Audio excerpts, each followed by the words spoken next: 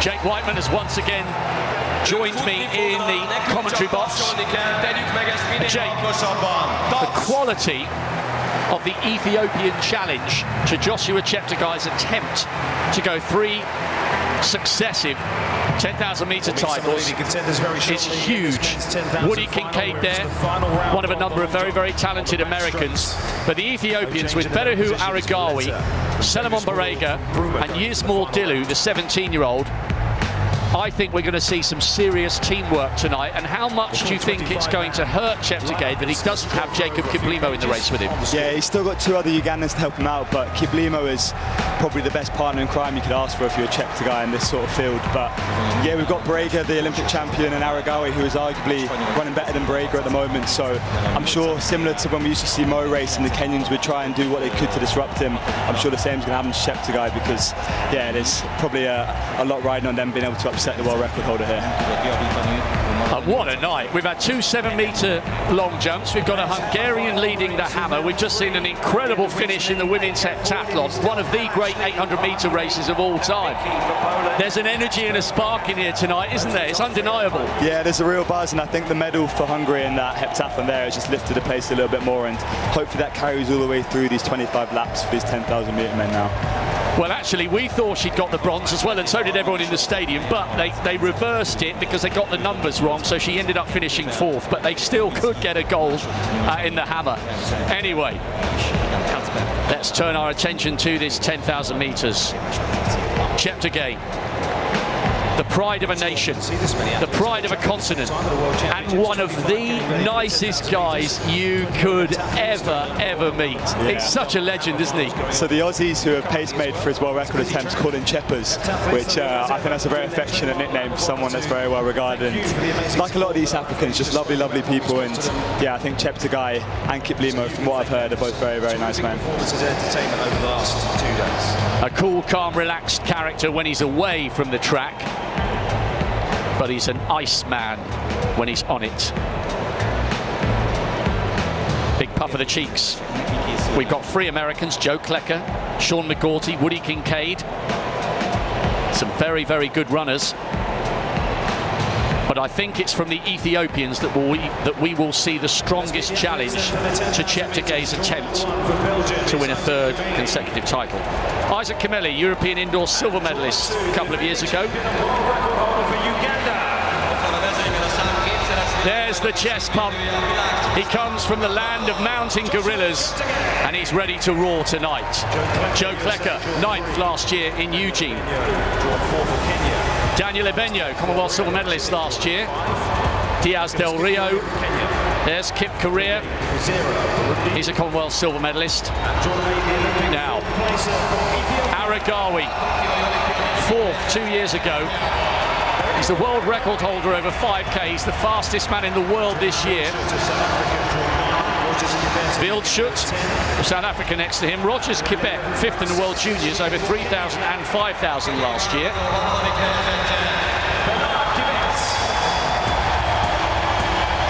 Bernard Kibet, world best over 10 miles. The Bahrainian, Bailiu. Shrub of France, European bronze medalist last year. Barega, they've swept past him, but don't rule out Selemon Barega. He won the Olympic title 2 years ago with a 53-point last lap. There's McGaughty, one of the 3 Americans. He was 12th last year. Neblehatu of Eritrea, World Junior silver medalist last year. Mo Ahmed of Canada, great runner. Olympic silver 2 years ago, arguably not quite in that kind of form. What about the 17-year-old? To a second of the Ugandans, Joel Ayeko, mountain running specialist. Nensgi of Norway, European silver medalist last year. And then Woody Kincaid. His name's William, but his cousin used to call him Woody when he was growing up because he couldn't pronounce William and it stuck. It's a cool name, Woody Kincaid. And it's a cool man standing on the verge of what he hopes will be history. Still in the gold medal position in round 3 of the hammer for Hungary. Joshua Cheptegei bidding to join the likes of Mo Farah of Great Britain, Haile Gebrselassie and Kenenisa Bekele of Ethiopia as a 3-time 10,000 metre world champion. That's Mo Ahmed of Canada. He hasn't had a great season, only 10th in Monaco and Florence in the Diamond League. Well, the women's 10,000 metre last night was an absolute epic, and this has got the makings. So, Cheptegei just happy to settle in the pack. It's a Yako off the front there, so I'm not sure whether that was part of the plan to try and stretch the race out, potentially for Cheptegei, but yeah, a very big lead early on for him, but I'm sure that's going to get reeled in throughout these 25 laps. 62 seconds, it's quite punchy. You've got to feel, Rob, as well, for the athletes in this heat. It's going to be a strategy as to when you're going to take on your towels and your water, just because it is so hot and humid tonight. That's a huge factor when it comes to 10,000 metre race, and especially for them here. Yeah, Cheptegei just giving chase to his compatriot. Long way to go, though. Nobody getting too excited here. But I wonder whether the tactic from the Ugandans was to try and somehow, through a war of attrition, run the sting out of the likes of Aragawi and Selemon Barega, who, let's not forget, as I mentioned just before the race started, ran a 53-second last lap to win the Olympic title in similar conditions to this in Tokyo. Yeah, he can do it. All fairly steady here. 4 laps ticked off. I was watching Barega, Rob, just sat at the back of the whole field there. He doesn't seem too interested in this pace at the moment, and pretty content with just sitting in the back watching the laps tickle on, the Olympic champion. Very long way to go. Barega's been around a while now. He's earned himself a huge amount of global experience. Quebec leading the trio of Kenyans who are locked together.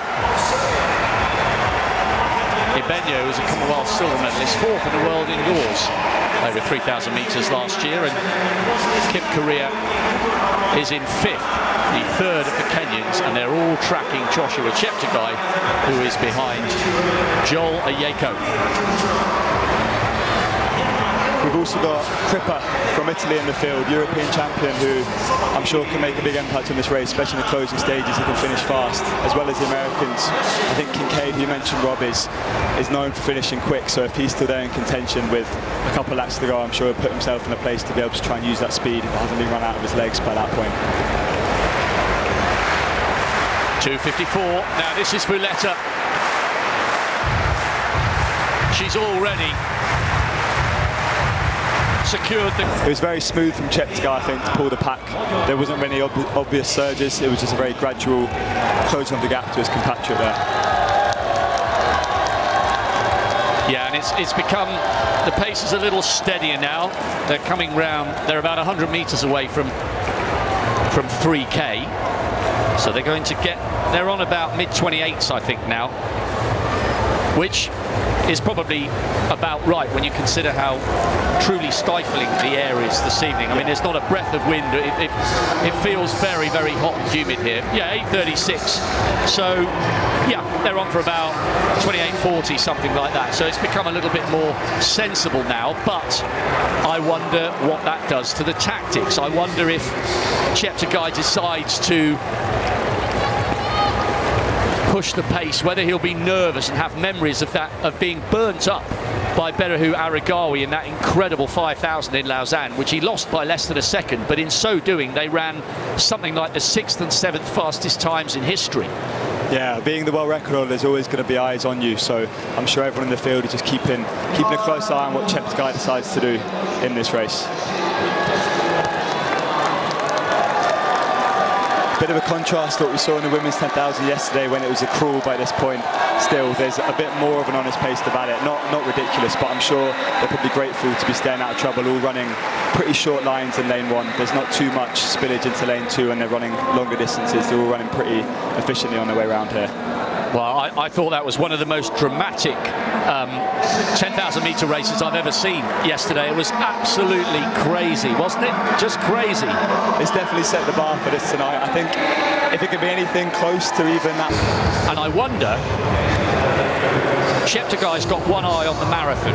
He's doing Valencia this forthcoming December, and we know Valencia is a really quick course. I wonder if there's a feeling amongst the Ethiopian that perhaps the fact that Cheptegei was out-sprinted by Aragawi, he ran an incredible time in Lausanne. I wonder if they've got a feeling that he's just not quite, maybe there's half a second missing on the last 400 from him. I wonder if they've analysed his season and his statistics to that extent. I'm sure. I'd be surprised if Cheptegei can close as quick as them, so if he doesn't want that to be the case, he's going to have to go from a little bit further out in this race here. But if you're someone that can close as quick as Brega or Aragawi, you'll just be biding your time until you see the moves make. Just try and follow them as close as possible until you feel like you're ready to strike in that last lap, which is, unless somebody tries to do something a bit further out, is probably what we're likely to see here.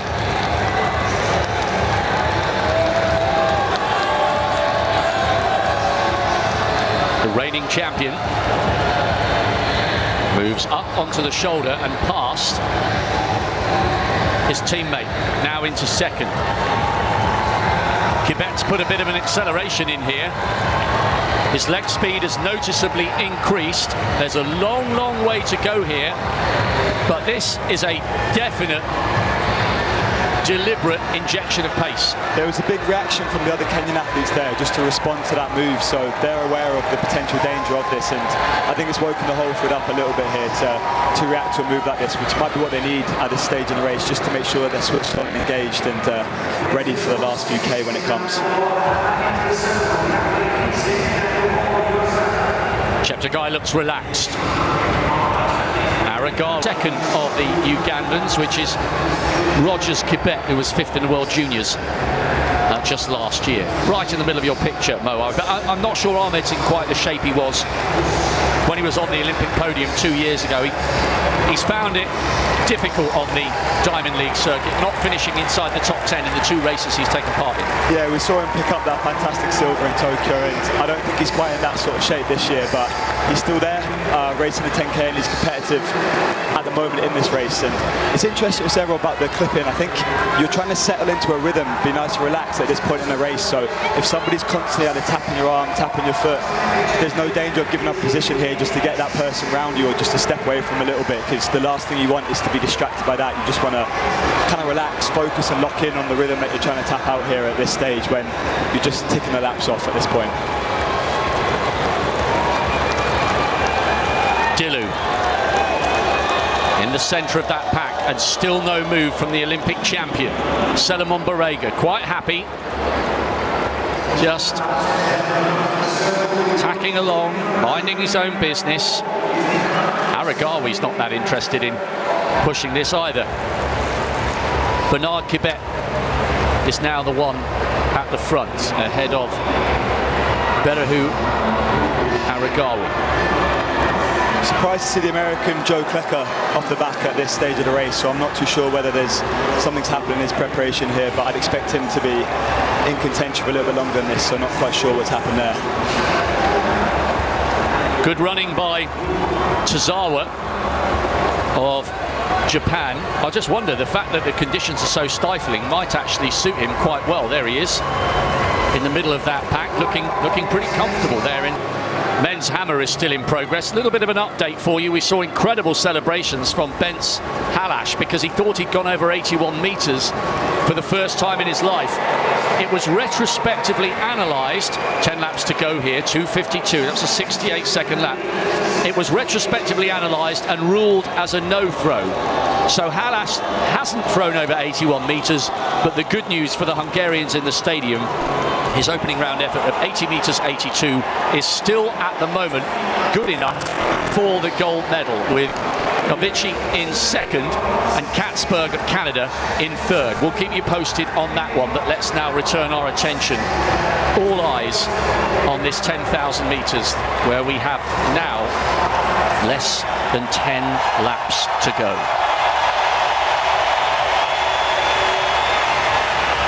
And And look who's decided to pay close attention at the front. Honestly, that came out of nowhere. I think within 200 metres I hadn't noticed his progression up the field to hit the front like that. But yeah, he's bided his time long enough, and it's time for Brega to make his impact on this race for the first time. And he looks good. He looks smooth and relaxed. What a great race this is turning out to be. Salomon Barega, the Olympic champion, leading from Bernard Kibet. The defending champion, Joshua Cheptegei, is in third. He just looks over his shoulder and has a word with the Kenyans and says, "Stop clipping my heels." It's Kip Korir and Ibenyo, just towards the top of your picture there.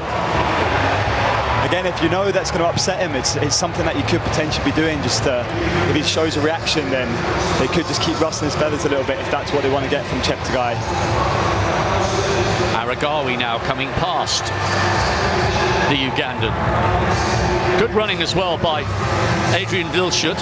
Fifth in the Commonwealth Games last year, the South African. He's the national record holder. He's gone low 27s, or 27-23 this year. And again, comfortable in this kind of weather. And he's almost up onto the shoulder. And we should start getting used to this triumvirate of sporting excellence, shouldn't we? For so many years we've waxed lyrical about the distance running rivalry, the duel between Kenya and Ethiopia, separated by that stunning vast Rift Valley. And in terms of sheer numbers of male and female athletes, they are still ahead of the Ugandans. However, with special athletes like Joshua Cheptegei, Jacob Kiplimo coming in with that world half record, the world cross-country title, the Ugandans are getting in the mix in that conversation, and it's now a triumvirate of East African excellence, which adds added intrigue and drama to these races as the reigning race. I remember it well. It was in the Kololo Independence grounds, and Cheptegei ran like a madman and had a huge lead, but was reeled in by the brilliant cross-country runner Jeffrey Kipsang Kamworor, who's nicknamed the Beast because I think he won 3 World Cross and 3 World Half Marathon titles. An absolute animal.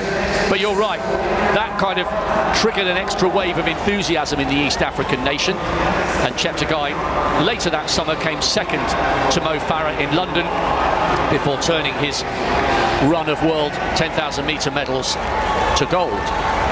I think if you were to create an athlete for this sort of distance and say what would the perfect running style you could put on an athlete be, Cheptegei's got to be up there. He's just so efficient. There's no wasted energy at any point in his limbs. He's just steadily ticking along without sort of any over excessive arm movements, any overstriding. He just looks so easy and relaxed when you're watching him run around at this pace.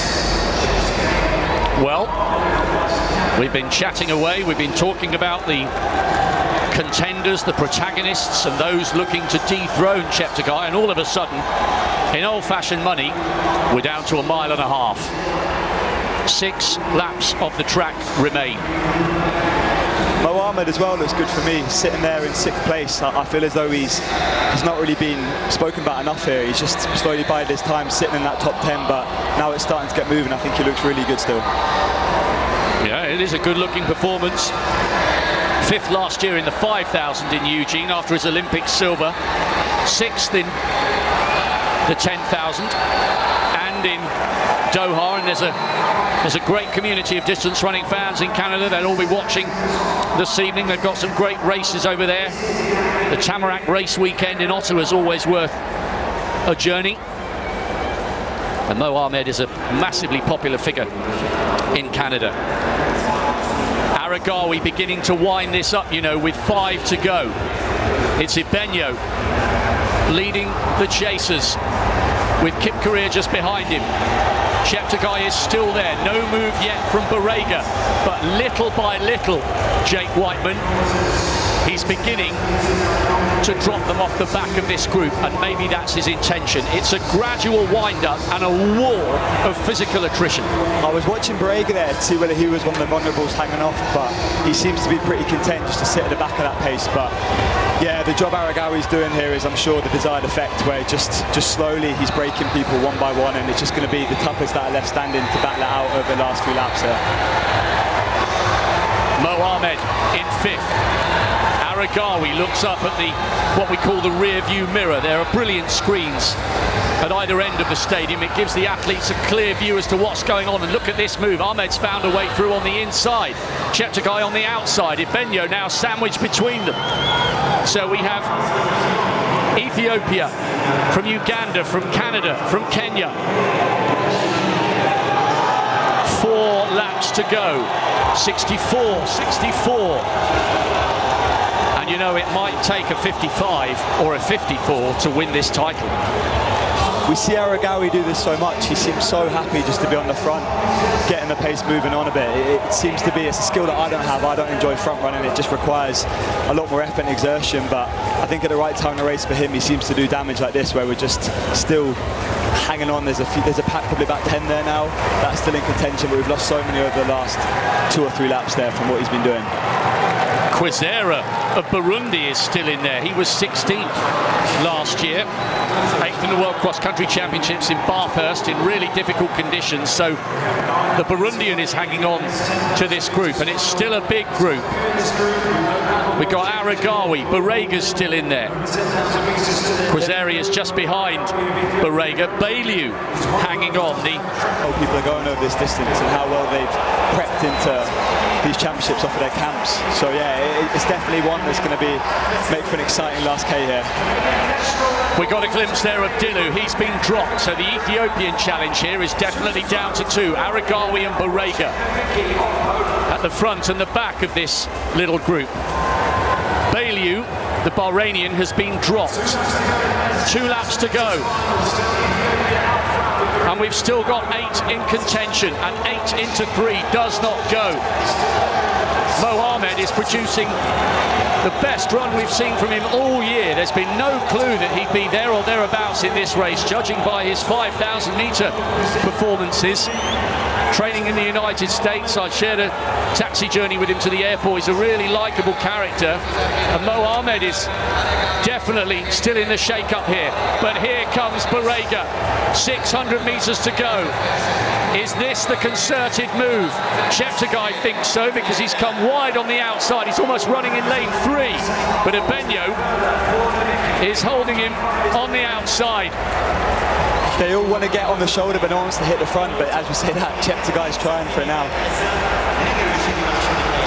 2 of the Kenyans have been dropped, and all of a sudden, there's only 5 of them. They take the bell in the final of the men's 10,000 metres. The pride of a nation, Joshua Cheptegei, gunning for glory, gunning for gold, as he did in Doha, as he did in Eugene. Ibenyo's hanging on to that group, but look at Barega, the Olympic champion, is starting to close. Aragawi's tired. Ibenyo coming back into the mix. He now moves up into 3rd. It's the world champion against the Olympic champion. Barega desperate to add this crown to his collection, but Cheptegei wants a 3rd consecutive title. What a run! He's pulling away. Joshua Cheptegei with arguably the best performance of his career. The Ethiopians tried everything, but they couldn't stop him. The silverback delivers again for Uganda. A 3rd consecutive gold. There's the chest bumps. There's the realization. The pride of Africa. He's roared like a lion, and so has Ibenyo. A wonderful silver for him. He overtook the Olympic champion on the line. Barega takes the bronze. What a race, and what a night here in Budapest. There were question marks over Cheptegei. Everybody thought the Ethiopians had the better of him this year, but when he went to the front with 4:50 to go, he was not to be denied. He really is a one-off champion, once in a generation, and we're privileged to be witnessing his greatness here on the track. Oh, it's amazing. We said about the Ethiopians they were going to be able to put a 53, 54 second last lap in to try and break Cheptegei, but Cheptegei is the one that put that in to try and break them, and the way he looked down that back straight, so strong, and yeah, he's 3-time world champion now, and true class, true class. that was about as good as you'd want from a race. The Olympic champion against the defending world champion with 200 metres to go, and fair play to Ibenyo for out-dipping Barrega on the line and nicking him for the silver. That was a fabulous race. Oh, it was also, we saw Aragawi go a little bit backwards after leading for so long there, because I thought it was going to be a couple of Ethiopians there on the podium. But Cheptegei's the man, he's the king of this distance at the moment, and yeah, his reign carries on for a little bit longer.